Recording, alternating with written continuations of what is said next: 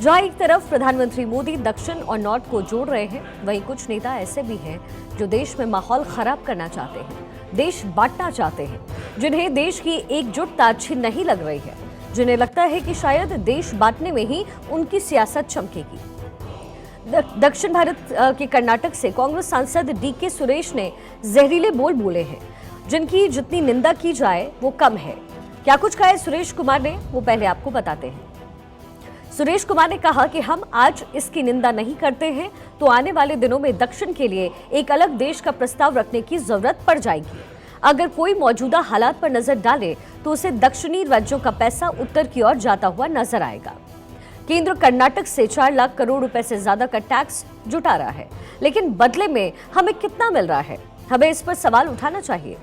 16वां वित्त आयोग शुरू होने जा रहा है। अगर ये विसंगतियां नहीं सुधारी जाती हैं तो दक्षिणी राज्यों को आवाज उठानी पड़ेगी। व्यवसाय और प्रतिष्ठानों के साइन बोर्ड में 60% कन्नड़ का अनिवार्य करने वाले अध्यादेश को कर्नाटक के राज्यपाल थावरचंद गहलोत ने खारिज कर दिया था। हिंदी को दक्षिण भारत पर थोपा जा रहा है, ये तमाम बातें कही गई। अगर केंद्र कर्नाटक को उसके हिस्से का पैसा दे दे तो ये काफी होगा। डीके सुरेश के इस बयान से बीजेपी उन पर हमलावर है। देखिए, बीजेपी सांसद तेजस्वी सूर्या ने कहा है कि कांग्रेस का इतिहास फूट डालो और राज करो का रहा है।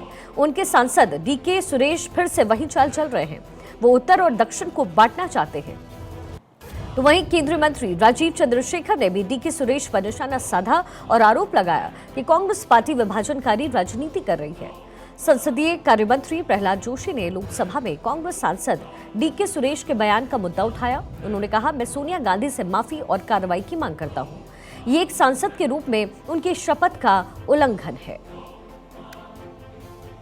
कल कांग्रेस के एक सदस्य, इस सदन के एक सदस्य श्री डीके सुरेश मीडिया के सामने एक स्टेटमेंट दिया है और स्टेटमेंट देते हुए देश का विभाजन का बात की है।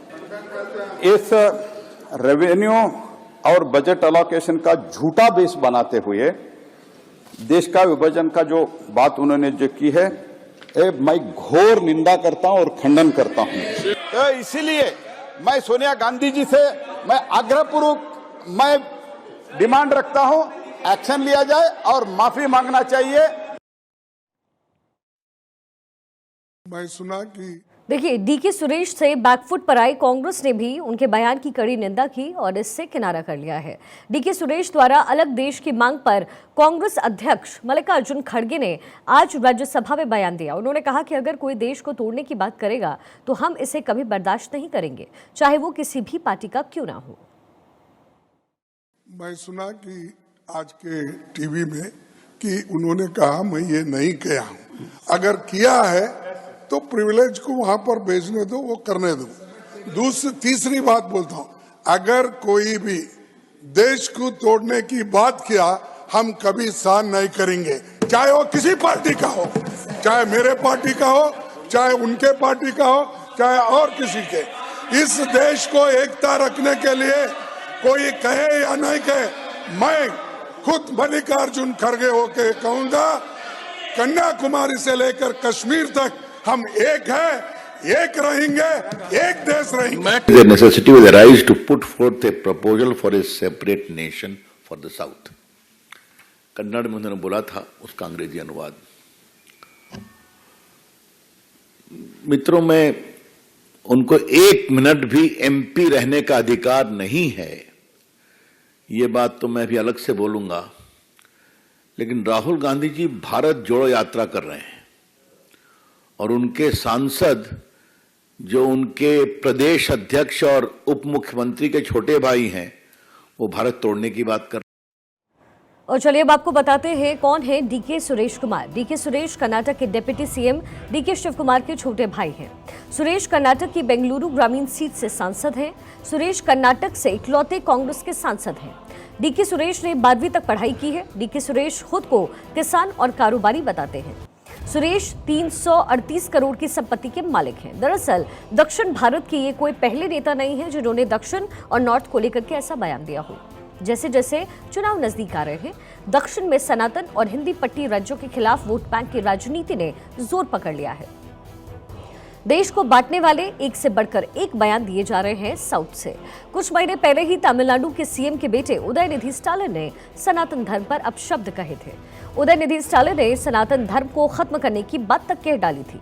डीएमके के डीएनवी सेंथिल कुमार ने हिंदी पट्टी के राज्यों को गौमूत्र राज्य कहा था। उत्तर भारतीयों को लेकर के डीएमके नेता दयानिधि मारन ने भी विवादित बयान दिया था।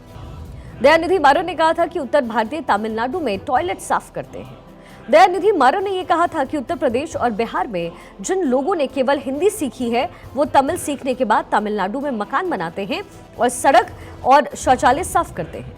कांग्रेस को इन बयानों से बार बार किनारा करना पड़ा, लेकिन इस बार वो कांग्रेस नेता ने ही कांग्रेस के लिए मुश्किलें खड़ी कर दी हैं। चलिए खबरों में और आगे बढ़ते हैं। और चूंकि चुनावी समीकरण जो हैं वो इस वक्त बदलते जा रहे हैं, चुनावी मौसम इस वक्त है और ऐसे में बिहार से ये बड़ी खबर मिली है। बिहार में सियासी घमासान के बीच भोजपुरी सुपरस्टार पवन सिंह ने अचानक मुख्यमंत्री नीतीश कुमार से मुलाकात करके फिर से सियासी गलियारों में अटकलें तेज कर दी कि क्या आरा से लोकसभा में जेडीयू के उम्मीदवार हो सकते हैं पवन सिंह। अचानक सीएम हाउस पहुंचे पवन सिंह ने सीएम नीतीश कुमार से मुलाकात की। जब पवन सिंह से पूछा गया कि क्या आप लोकसभा चुनाव लड़ेंगे तो उन्होंने कहा कि आने वाला समय बताएगा। देखिए, भोजपुरी अभिनेता पवन सिंह और सीएम नीतीश कुमार की मुलाकात के बाद अब चर्चाओं का बाजार गर्म हो चुका है कि पवन सिंह जल्द ही जनता दल यूनाइटेड ज्वाइन कर रहे हैं। वो जेडीयू के टिकट पर लोकसभा चुनाव लड़ने जा रहे हैं। आपको यहाँ ये भी बता दें कि पवन सिंह कुछ महीने पहले बीजेपी के प्रदेश कार्यालय में अमृत कलश यात्रा के कार्यक्रम में भी पहुंचे, तब भी उनके चुनाव लड़ने की बात सामने आई। पवन सिंह जब सीएम नीतीश कुमार से मुलाकात करने गए तो उनके साथ बीजेपी के विधायक विनय बिहारी भी थे।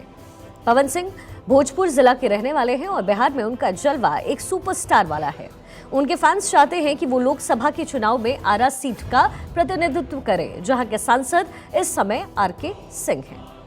2014 में पहली बार लोकसभा चुनाव लड़ा और केंद्रीय ऊर्जा मंत्री बनने के बाद आरके सिंह इस सीट पर अपना दावा ठोकते हैं। पिछले साल जब उनसे अलग सीट पर चुनाव लड़ने के लिए सवाल पूछा गया था तो उन्होंने कहा था, मैं यहां हूं और आरा निर्वाचन क्षेत्र से 2024 का लोकसभा चुनाव लड़ूंगा। लेकिन अब कहा जा रहा है कि पवन सिंह आरा से चुनाव लड़ना चाहते हैं। इसके लिए वो लगातार बीजेपी से संपर्क कर रहे हैं। बीजेपी से बात नहीं बनने के बाद वो जेडीयू के टिकट पर लोकसभा चुनाव लड़ने जा रहे हैं। हालांकि इसको लेकर के जेडीयू पवन सिंह का कोई आधिकारिक बयान दोनों का ही सामने नहीं आया। अब देखने वाली बात होगी कि पवन सिंह भी मनोज तिवारी, निरहुआ और रवि किशन की तरह राजनीति में आते हैं या नीतीश से मुलाकात सिर्फ चुनावी माहौल ही है। आगे बढ़ते हुए बात कर लेते हैं यूनिफॉर्म सिविल कोड पर। देखिए, कुछ ही समय बाद आम चुनाव होने वाले हैं और उससे पहले उत्तराखंड सरकार ने बड़ी तैयारी की है। समान नागरिकता संहिता यानी यूनिफॉर्म सिविल कोड पर कानून बनाने के लिए धामी सरकार तेजी से आगे बढ़ती हुई इस वक्त नजर आ रही है। आज मुख्यमंत्री पुष्कर सिंह धामी को यूनिफॉर्म सिविल कोड का ड्राफ्ट सौंप दिया गया। यूसीसी समिति के अध्यक्ष न्यायमूर्ति रंजना प्रकाश देसाई ने मुख्यमंत्री धामी को ड्राफ्ट सौंपा है। अब जल्द ही इसे विधानसभा में लाया जाएगा। कानून बन जाने के बाद उत्तराखंड आजादी के बाद यूसीसी लागू करने वाला देश का पहला राज्य बन जाएगा आजादी के बाद। लंबे समय से हम सबको प्रतीक्षा थी कि ड्राफ्ट हमको मिले। कमेटी ने अपना काम किया, हमको आज ड्राफ्ट मिल गया है। हमने चुनाव से पूर्व उत्तराखंड की देवतुल्य जनता से ये वायदा किया था, संकल्प लिया था, हमारे प्रधानमंत्री आदरणीय मोदी जी के मार्गदर्शन में, उनकी प्रेरणा से, कि हम नई सरकार के गठन होते ही समान नागरिक संहिता के लिए कानून बनाने का काम करेंगे। और आज हमको ड्राफ्ट मिल गया है, हम उस दिशा में आगे बढ़ेंगे। विधानसभा का सत्र आहूत है और इस ड्राफ्ट का परीक्षण करेंगे। इस ड्राफ्ट का परीक्षण करने के बाद जो भी जरूरी औपचारिकताएं हैं पूरा करके विधानसभा के सत्र में इस एक्ट को, इस ड्राफ्ट को रखेंगे और उस पर चर्चा करेंगे। चर्चा के बाद जो विधेयक है उस रूप में उसको आगे बढ़ाएंगे। तो यूनिफॉर्म सिविल कोड को लागू करने वाला पहला राज्य बन जाएगा उत्तराखंड, ये जानकारी। और इसी बीच इंडी गठबंधन की सीटों का जो बंटवारा है वो होने से पहले ही साथी एक एक करके गठबंधन से बाहर होने की सोच रहे हैं।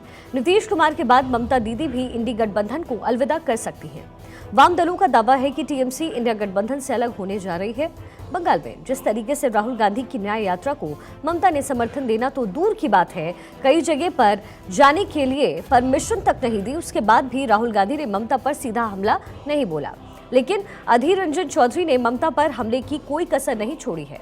कल फिर से बंगाल में पहुंची राहुल की न्याय यात्रा में वामपंथी कार्यकर्ताओं और समर्थकों की एक भारी भीड़ न्याय यात्रा में शामिल हुई और इस दौरान सीपीएम के प्रदेश सचिव मोहम्मद सलीम ने पार्टी की केंद्रीय समिति के सदस्य सुजन चक्रवर्ती और अन्य नेताओं के साथ रघुनाथगंज में राहुल गांधी से मुलाकात की।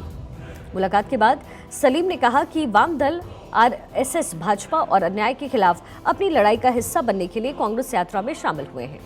सलीम ने आगे कहा कि टीएमसी इंडिया गठबंधन से खुद को अलग करने के लिए उत्सुक दिख रही है।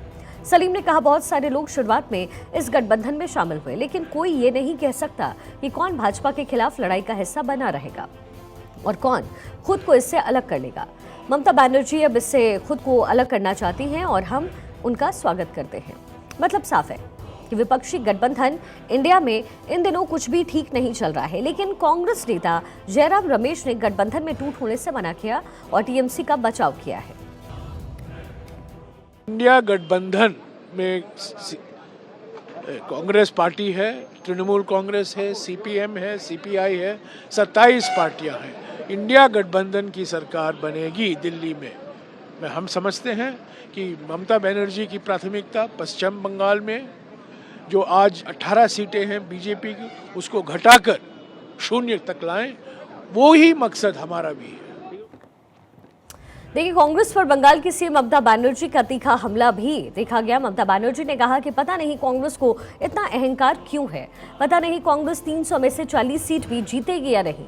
कांग्रेस को हिम्मत है तो फिर वाराणसी में बीजेपी को हरा कर दिखाए, जहां जीतते थे वहां भी कांग्रेस हार रही है और राहुल गांधी फोटो खिंचवा रहे हैं। ममता ने तो ये क्लियर कर दिया है स्टेटमेंट से कि उनकी कांग्रेस को कोई जरूरत नहीं है, टीएमसी चुनाव अकेले लड़ने वाली है। तो वही दूसरी तरफ समाजवादी पार्टी की लिस्ट पर भी सियासत इस वक्त तेज हो गई है। डिंपल यादव ने तो अगर कहें कि इनडायरेक्टली कांग्रेस को वक्त रहते संभलने की चेतावनी दे डाली है। दरअसल कांग्रेस चाहती है कि मायावती गठबंधन का हिस्सा बने, इसलिए सीट बंटवारे में देर की जा रही है। लेकिन अखिलेश यादव नहीं चाहते कि बीएसपी गठबंधन का हिस्सा हो, क्योंकि इसमें उनको सीटों का बंटवारा करना पड़ेगा। इसलिए आसार तो ऐसे ही लग रहे हैं कि ममता के बाद अखिलेश भी इंडी गठबंधन को टाटा बाय बाय बोलने वाले हैं।